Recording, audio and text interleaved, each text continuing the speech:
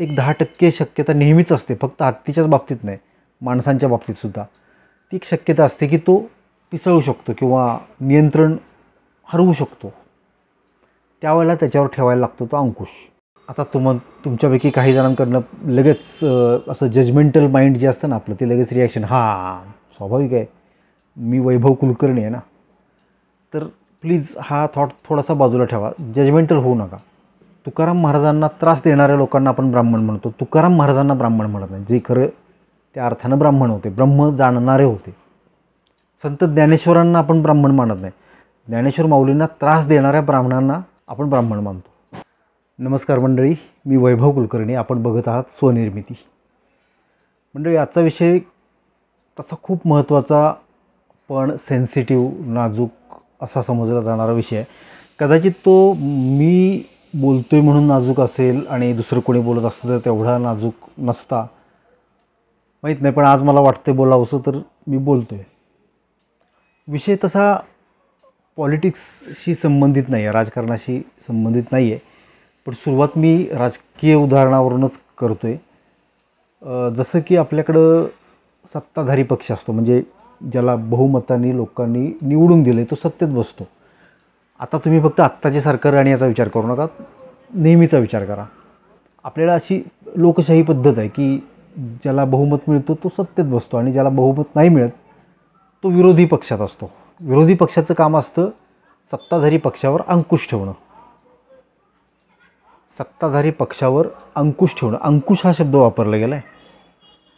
धनुष्यबाण किंवा भाला किंवा बंदूक किंवा तोफ असले नाही शब्द, ही सुद्धा सगळी शस्त्रच आहेत.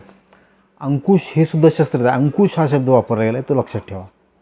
दुसरं उदाहरण सांगतो मी, की समजा डॉक्टर आहेत. आता गेल्या काही दिवसात डॉक्टरांच्याबद्दल पण चर्चा सुरू आहे, म्हणून ते एक उदाहरण घेतो. डॉक्टर त्याच्या क्षेत्रामधला एक्सपर्ट असतो, म्हणजे तो त्याचं शिक्षण 5-7 वर्ष घेऊन मग डॉक्टर झालेला असतो आणि आपण आजारी पडलो तर डॉक्टरकडे जातो, कारण तो त्याच्यामधला एक्सपर्ट आहे. तो सांगेल ते पथ्यपाणी ऐकतो, ती औषधं घेतो आणि बरे होतं, त्याच्यावर विश्वास ठेवणं अर्थातच. पण तरीसुद्धा डॉक्टरांनी त्यांच्या सेवावृत्तीपासून फारकत घेऊ नये किंवा लांब जाऊ नये किंवा डॉक्टर असण्याचा गैरफायदा घेऊ नये, म्हणून आपला समाजाचा एक त्यांच्यावर अंकुश असला पाहिजे. परत इथं अंकुश शब्द आला आहे आणि ते बरोबर आहे. अंकुश हा शब्द महत्त्वाचा आहे. पुन्हा एकदा मी सांगतो, तो लक्षात ठेवा, त्याच्यावर आपण पुन्हा बोलू.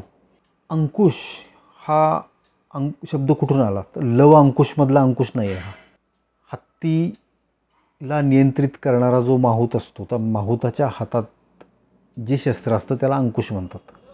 त्या अंकुशनं तो काय करतो तर तसा हत्ती हा बुद्धिमान आणि इमोशनल प्राणी आहे, संवेदनशील प्राणी आहे. तो सुद्धा जेव्हा भरकटतो किंवा नियंत्रण हरवून बसतो त्यावेळेला त्याच्यावर नियंत्रण आणण्यासाठी त्याला अंकुश ठेवावा लागतो त्याच्यावर, म्हणजे त्याला ते अंकुश टोचवावा लागतो, तेव्हा तो कंट्रोलमध्ये येतो.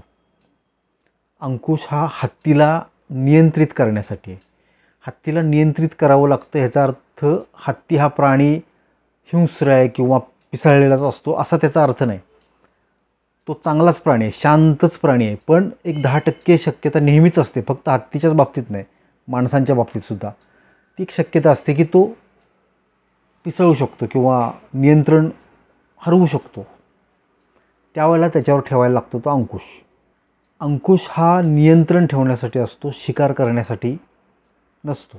पण झाले काय की आपल्या समाजामधला एक घटक आहे ज्याच्यावर अंकुश ठेवण्याच्या नावाखाली त्या अंकुशानंच त्याची शिकार केली जाते किंवा केली गेली असं म्हटलं तरी काय हरकत नाही.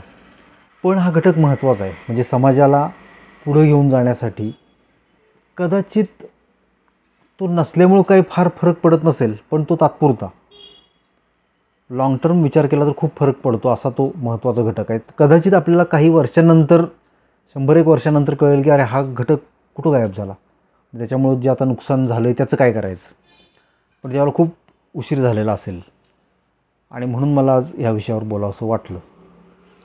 हा घटक आहे ब्राह्मण. आता तुमच्यापैकी काही जणांकडनं लगेच असं जजमेंटल माइंड जे असतं ना आपलं, ते लगेच रिॲक्शन, स्वाभाविक आहे, मी वैभव कुलकर्णी आहे ना. तर प्लीज हा थॉट थोडासा बाजूला ठेवा, जजमेंटल होऊ नका. कसं आहे की मी स्वतःला ब्राह्मण मानत नाही. मी जरी ब्राह्मण कुटुंबात जन्माला आलो असलो किंवा ब्राह्मण जातीत जन्माला आलो असलो तरी मी स्वतःला ब्राह्मण मानत नाही. पण मला ब्राह्मण व्हायचं आहे. माझं ध्येय आहे की मला ब्राह्मण झालं पाहिजे. मला माहीत नाही की ते ह्या जन्मात शक्य होईल का आणखी एक जन्म घ्यावा लागेल, पण मला व्हायचं आहे, हेही तितकंच खरं आहे. याचं कारण सांगतो. म्हणजे ब्राह्मण म्हणजे काय ह्याच्यावर आधी आपल्याला विचार करायला लागेल. त्याच्यावर आपण येऊ. पण तत्पूर्वी मला अजून एक गोष्ट सांगायची. काही पत्रकार विचारवंत आहेत जे माझ्यासारखेच ब्राह्मण कुटुंबात किंवा समाजात जन्माला आलेले आहेत, पण ब्राह्मणाच्या विरोधात, ब्राह्मण समाजाच्या विरोधात बोलतात.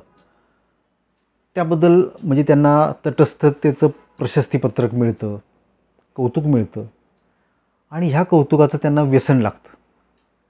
मी असं का म्हणतो आहे? कारण कधीही 100पैकी 1 वेळासुद्धा त्यांना ब्राह्मणांची बाजू घ्यावी असं वाटत नाही. जिथं कधी ते बरोबर असतील, आपण असं समजू की 99 वेळा ते चुकीचं असेल, 1% वेळा तरी काहीतरी बरोबर असेल, त्यांच्यावर अन्याय होत असेल, पण त्यावेळेला त्यांना त्यांची बाजू घ्यावीशी वाटत नाही.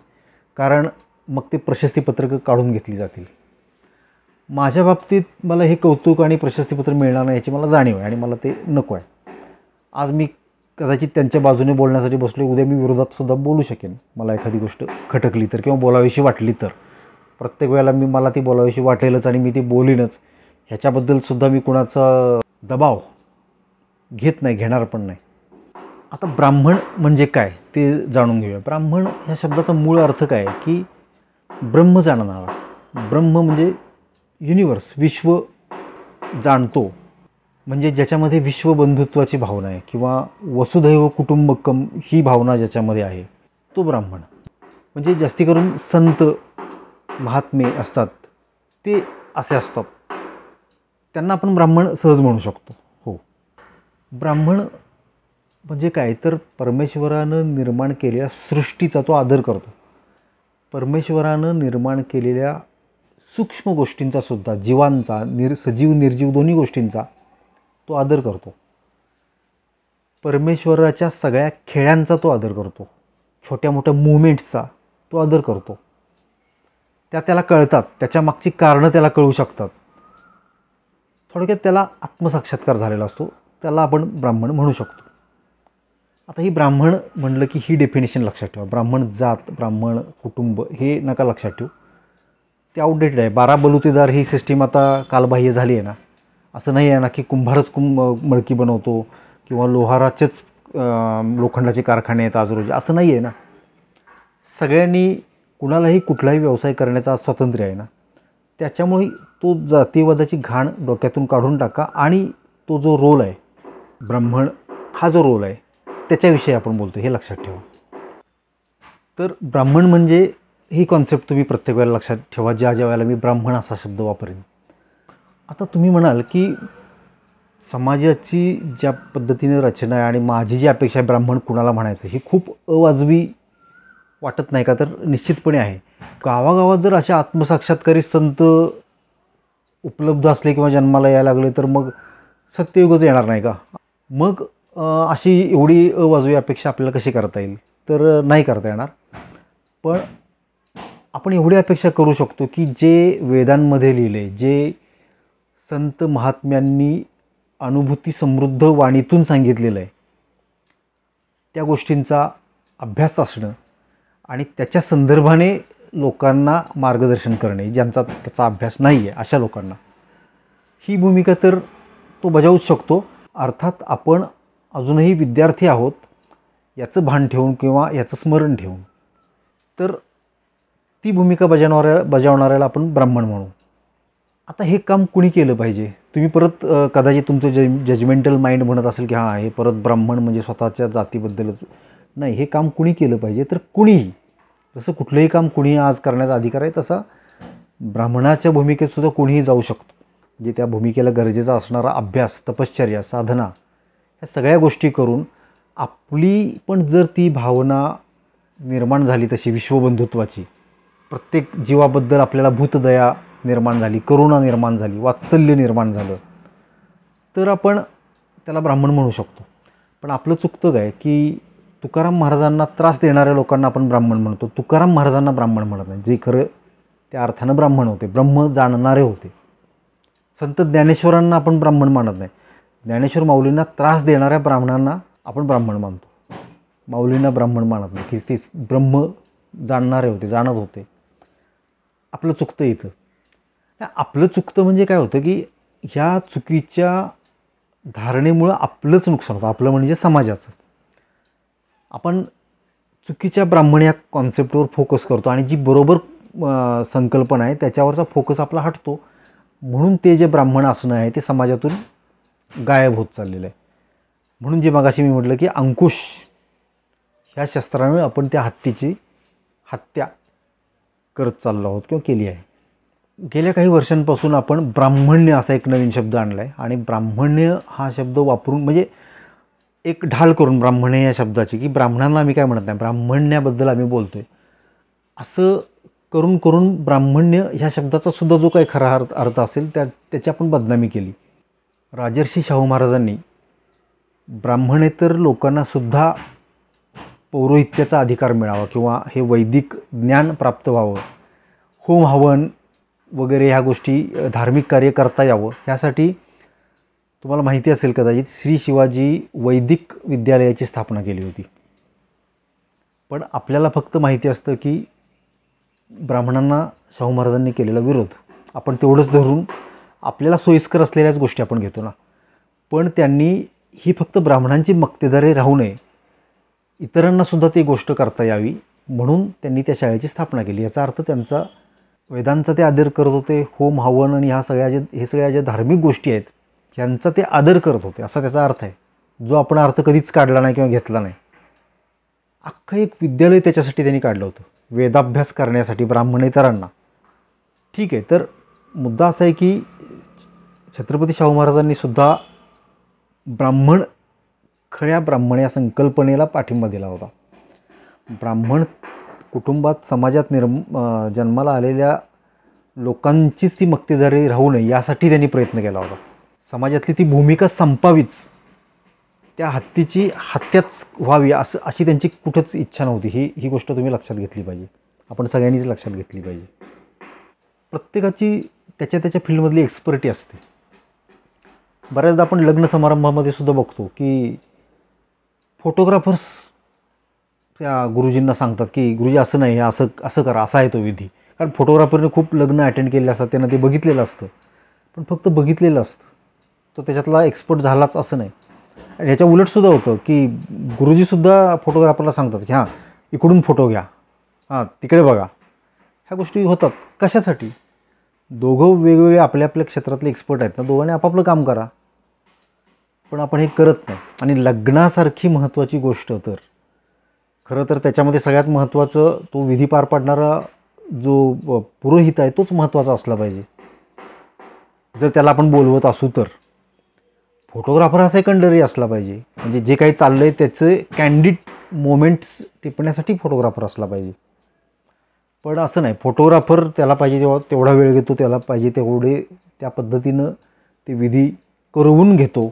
आपल्या पंचेंद्रियांना जाणवणाऱ्या ज्या गोष्टी आहेत त्याच्या पलीकडं खूप मोठं विश्व आहे जे आपल्याला दिसत नाही, जाणवत नाही, ऐकू येत नाही, त्याचा वास येत नाही.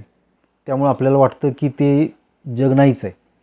आणि ते जग ज्यांना जाणवलं आहे किंवा ज्यांनी वाचलेलं आहे, अभ्यासलेलं आहे वेदांमध्ये आणि धर्मग्रंथांमध्ये किंवा संतांच्या वाणीतून अभ्यासलेलं आहे की त्या गोष्टी काय आहेत, ह्या ज्यांना जाणवल्यात आणि तो महत्त्वाचा घटक हा समाजातून हद्दपार होताना दिसतो आहे. क्षणभर आपल्याला वाटणं स्वाभाविक आहे की तो ब्राह्मण जर नसला तर काय फरक पडतो आहे, इतर घटक समाजातले नसले तर फरक पडतो रोजच्या जीवनात. आज मला शेतकऱ्यानं धान्य नाही दिलं तर मी काय खाणार, हा आजचाच प्रश्न निर्माण होतो. पण ब्राह्मण म्हणजे ब्राह्मणाच्या भूमिकेत असलेला माणूस जर नसेल तर आज आपल्याला काहीच फरक पडत नाही. जो फरक पडणार आहे तो कालांतरानं पडणार आहे, कारण हे ज्ञान आपल्याला कोणी सांगणारच नाही. आपलं नेमकं काय चुकतं हे आपल्याला कधी कोण सांगूच शकणार नाही. आपण फक्त फ्रस्ट्रेशनमध्ये जाऊ, कारणाच्या मुळाशी आपण कधीच जाऊ शकणार नाही. आता ज्यांना हे ऐकताना वाटेल की हे सगळं थोतांड आहे, त्यांनी शाहू महाराजांनी वैदिक विद्यालय का काढलं असेल याचा नक्की विचार करा. आणि हा तसा अवघड विषय आहे. कदाचित एवढ्या एका व्हिडिओमध्ये पोहोचला असेल किंवा मी तो पोहोचवायला सक्षम ठरलो असेल किंवा नसेल, मला याच्याबद्दल शंका आहे. त्यामुळे आज मी इथंच थांबतो. जर विषय आवडला असेल, पटला असेल, जरूर लाईक करा, शेअर करा. चॅनल सबस्क्राईब केलं नसेल तर सबस्क्राईब करा. पुन्हा अशा काही विषयांवर बोलण्यासाठी आपण जरूर भेटू. धन्यवाद.